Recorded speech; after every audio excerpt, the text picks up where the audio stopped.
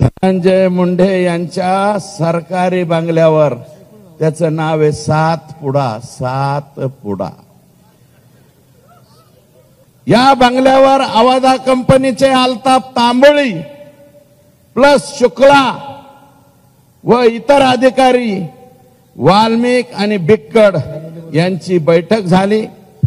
बैठकीमध्ये deal 3 कोटीला final झाली.